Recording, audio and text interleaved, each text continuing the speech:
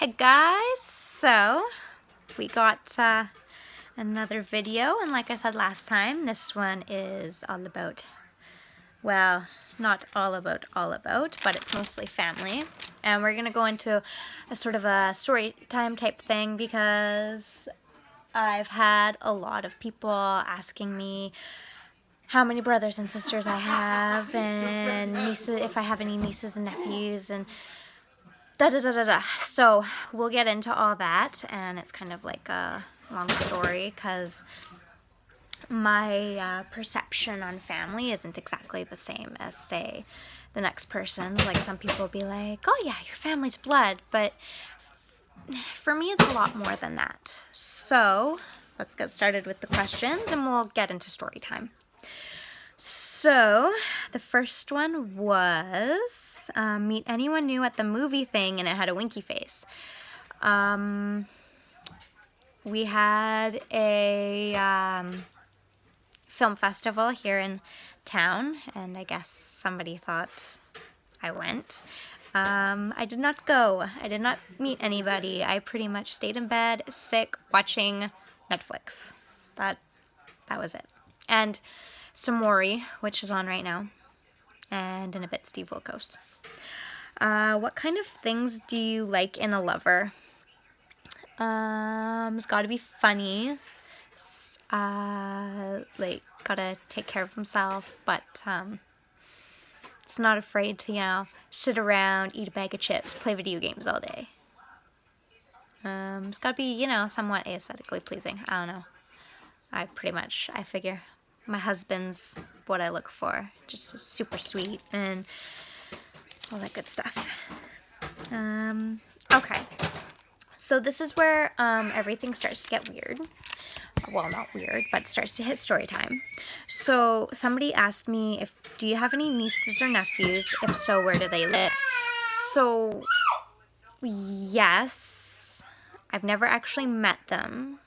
I think I have 2 nieces and a nephew, or 2 nephews and one. I'm not sure. The whole thing, I've never met these people, because except for the one time my half-sister stayed with us when I was little, like elementary school little. I've never really had contact. Like, I've had some contact, like she'll PM me once in a while and she watches my videos and stuff like that, but it's just, I don't know, it's really hard. So I'm in BC, and I think they live all the way in Ontario. I'm not 100% sure. I said I don't really consider them family, because to me, like I said, family is a lot more for me than just blood. Like, there's a saying, blood of the covenant is thicker than the water of the womb. So it's pretty much saying that your family, just because they're blood, it doesn't make them family. Or not blood, sorry. Just because they're born into that family doesn't make you family. Whereas the covenant, so your family that took you in, they're more family to you. And I think that's true. Like, growing up, I haven't really had much contact with certain people of my family, but there's my growing up, I had my dad's best friend and his wife, and they were really close with our family. Well, I consider them my aunt and my uncle, and their 2 sons my cousins, because they, they're that rock there. They've supported us. And it's like, I got a couple of best friends too, and even one of my cousins, I consider them my sisters, because we're so close. And we talk all the time. It's not just so much as talking all the time, but it's being there and knowing that they'll put you first. The reason why I don't so much consider them as family is I had just given birth to my daughter, So this was in January 2017. And everybody, like my family, got to tease my father because, it's getting old. He's got more grandbabies.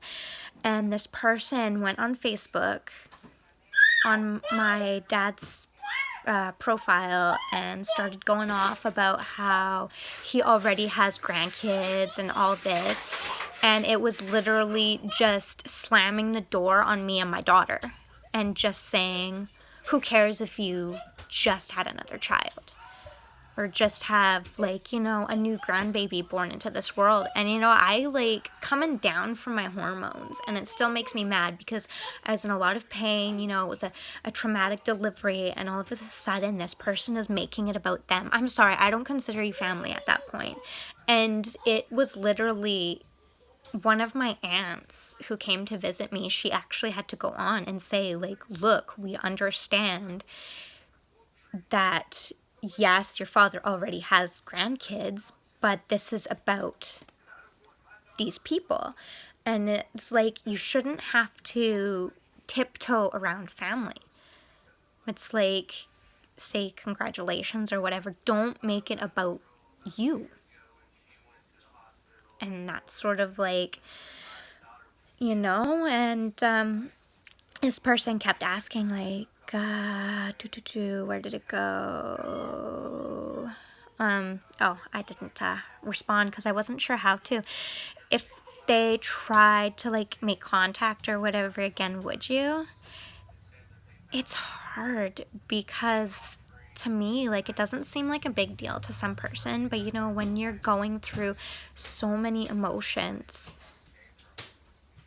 and whatever, and somebody just, like, slams the door in your face, you kind of want to open it and, like, peer in, but it's like that person who made you feel, like, snubbed and, like, that they don't belong, they need to open that door. They need to say, hey, I'm sorry, like, I didn't realize that what I did was construed as wrong. And so it's hard. Like, I would give it a shot, but they would definitely have to make the first move and show that they grew as a person, so as I can put some stock in them again.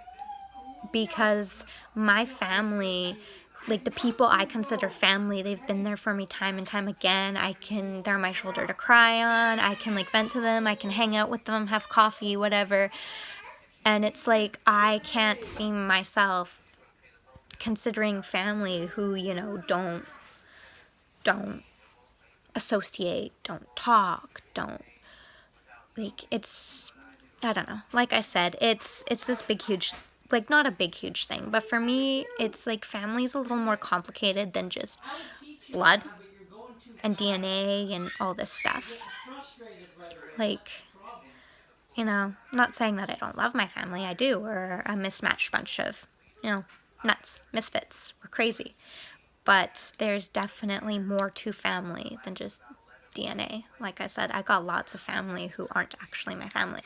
And it can go on record that my mother actually posted on her Facebook, I think it was 2 years ago, she said my best friend was her daughter. And it was over something so silly, but that was us. Like, that's family. So anyway, that's my little story time and vent. 3 things that should always be kept in your car. Okay, so I said a first aid kit of some kind, like an emergency kit. Your insurance papers, always, always, always. Because if you get in an accident, you're, like, required to have those with you. Because they don't sit there and just take a picture of your license or whatever and off you go. No, I actually got into an accident and had to take a picture of the insurance and my driver's license and all that fun stuff. And what was the other thing I said? Holy crap. It was another really good one. Like, these are, like, the basic of the basics. Oh, owner's manual. Because, like, something might come up. You never know. Have you ever stolen anything? For this, I asked if a sibling's toy counted. Like, I've stolen one of my little siblings' toys in the past when I've wanted it and wanted to play with it. Little brother's Lego is a good example of that, but no, I've never actually like stolen anything from a store.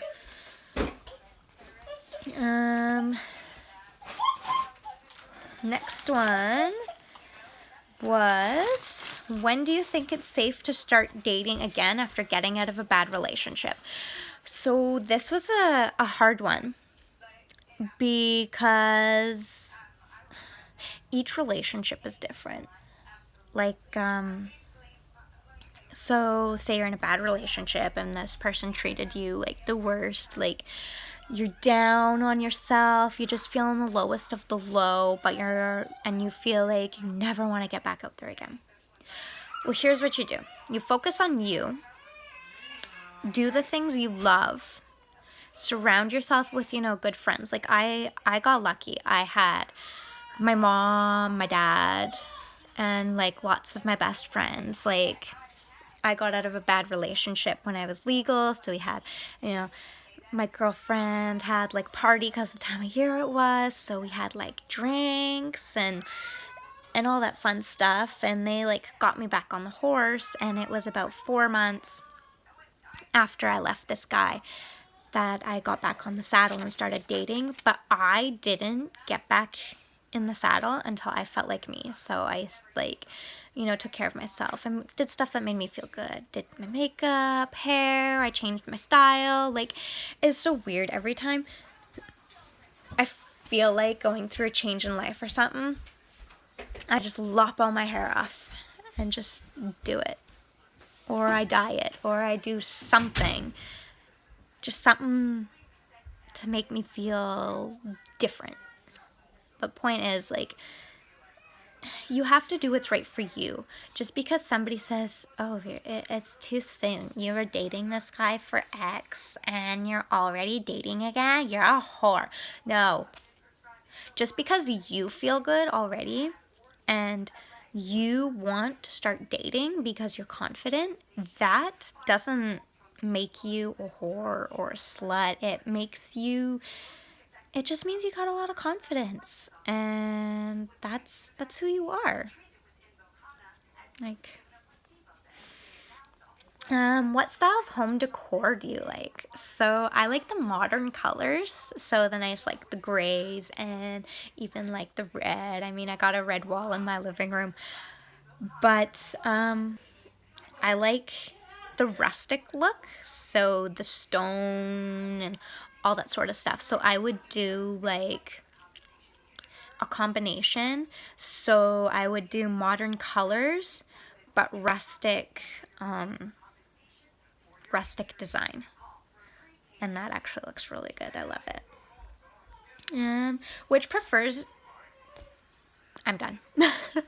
Which cafes do you prefer to stay at? So I've only ever been in 2 cafes. One of them, of course, is Starbucks. White girl, what do you expect? The other one is a small cafe we have here in town. I love it. It's very quaint. But I found, talking-wise, I had an easier time just chilling out with my best friend at Starbucks as opposed to the small town cafe. Because it was like, I don't know, it's just all about spacing for me. And last question, what do you think where isn't a spot for humor? So you can inject humor in almost anything. You can even inject, like, it seems out of turn, but you can actually inject humor in a funeral as like something humorous the decedent has done or said or whatever, just to make everybody feel better. Where isn't a good time to inject humor? And it's not so much as where isn't as who shouldn't. And some people aren't this way, but you don't ever tell a pregnant woman, a woman who's gone through abortion, miscarriage, can't have children, no dead baby jokes. There is never an appropriate time for a dead baby joke, especially to a woman. Like, just don't. Please, God, no. Like, I get it, dark humor is a thing, like, but no dead baby jokes. Please Please no. It is not something, like, you won't understand until you go through it. Like, I haven't even gone through it, and I don't like hearing them. But I've had all these friends have, like, miscarriages and stuff, and stillborns, and it's like, no. That is so insensitive. And, like, you actually, like, they may not look it, but you're hurting those poor women. Like, please don't. Anyway, sorry about the sad note. I'm just answering questions. But I love you guys, and I will talk to you later.